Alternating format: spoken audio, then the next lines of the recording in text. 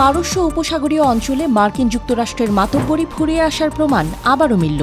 চীনের পৃষ্ঠপোষকতায় Iran, Saudi আরব, সংযুক্ত আরব আমিরাত আর ওমান মিলে একটি যৌথ নৌবাহিনী গঠন করতে যাচ্ছে। এই বাহিনী পারস্য উপসাগরের নিরাপত্তা শক্তিশালী করতে কাজ করবে।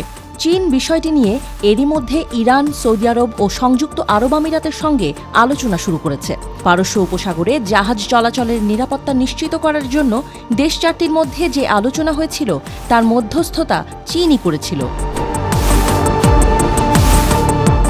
ঘটনা যে অনেক দূর এগিয়ে গেছে তা বোঝা গেছে সংযুক্ত আরব আমিরাতের অবাক করা এক পদক্ষেপে। গত ৩১ মে লোহিত সাগর এবং পারস্য উপসাগরে পরিচালিত মার্কিন যুক্তরাষ্ট্রের নেতৃত্বাধীন যৌথ ম্যারিটাইম বাহিনী থেকে নিজেদের প্রত্যাহার করেছে দেশটি।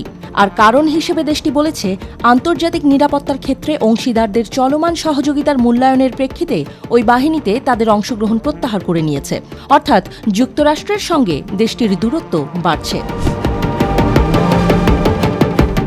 তবে ওই মাল্টি ইউনিট অ্যাক্টিভিটি এখনও আন্তর্জাতিক আইন মেনে সমুদ্রে নৌ চলাচলের নিরাপত্তা রক্ষায় কাজ করছে।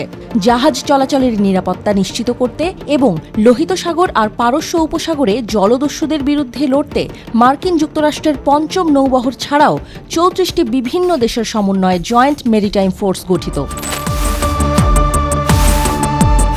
ইরানকে সঙ্গে নিয়ে যৌথ নৌবাহিনী গঠনের ধারণাটি নতুন নয়। ২০১৪ সালের অক্টোবরে পারস্য উপসাগর তীরের রাজ্যগুলো পাশ্চাত্যে জ্বালানি তেল সরবরাহের নিরাপত্তা বজায় রাখার জন্য একটি ঐক্যবদ্ধ নৌবাহিনী গঠনের সম্ভাবনা নিয়ে আলোচনা করেছিল। এডেন উপসাগরকে ভূমধ্যসাগরের সাথে সংযুক্তকারী গুরুত্বপূর্ণ বাবেল মানদেব প্রণালী ইয়েমেনে যুদ্ধরত শিয়া জঙ্গিদের দ্বারা অবরুদ্ধ হওয়ার ঝুঁকি ছিল। এই অবস্থায় একটি যৌথ নৌবাহিনী থাকলে তারা হরমুজ প্রণালীতে তেল রপ্তানি রুটের আরেকটি অংশের নিরাপত্তাও জোরদার করবে। গালফ কোঅপারেশন কাউন্সিলের সদস্য সৌদি আরব এবং Sultanate of Oman, Islamic Republic of Iran এবং জিসিসির আরেক সদস্য ইউনাইটেড আরব আমিরাতের সাথে ইতিবাচক সম্পর্ক বজায় রেখেছে ওমান। ১৯৮০ সালে ইরানে বিপ্লব হওয়ার পর থেকে দেশটি পারস্য উপসাগর থেকে বিদেশি সেনা প্রত্যাহারের দাবি জানিয়ে এসেছে।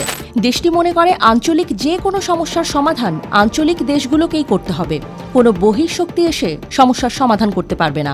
এখন পারস্য উপসাগরীয় রাষ্ট্রগুলোর জন্য গুরুত্বপূর্ণ এই বিষয়ে চীনের মধ্যস্থতা দেখে যুক্তরাষ্ট্রের প্রভাবের ক্ষয় আর চীনের বাড়তে থাকা প্রভাব স্পষ্ট করেই বুঝিয়ে দেয়।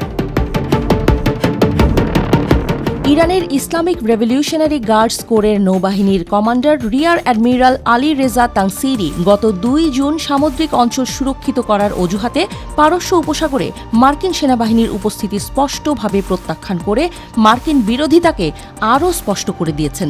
তিনি বলেছেন, শুধুমাত্র ইরান আর অন্যান্য আঞ্চলিক দেশ মিলে পারস্য উপসাগরের নিরাপত্তা নিশ্চিত করবে। জলপথে যুক্তরাষ্ট্র ও অন্যান্য দেশের উপস্থিতির কোনো প্রয়োজন নেই। পারস্য উপসাগরে ইরান, চীন ও রাশিয়া যৌথ সামরিক মহড়ার আয়োজন করছে বলেও শোনা যাচ্ছে। এই অঞ্চলে আর কোনো অবৈধ শক্তিকে বরদাস্ত করা হবে না এবং স্থানীয়রাই নিজেদের নিরাপত্তা নিশ্চিত করার জন্য যথেষ্ট বলে জানিয়ে দিয়েছেন রিয়ার অ্যাডমিরাল আলী রেজা। মধ্যপ্রাচ্যের তেলের ওপর মার্কিন নিয়ন্ত্রণ কি তাহলে সত্যিই শেষ হতে যাচ্ছে?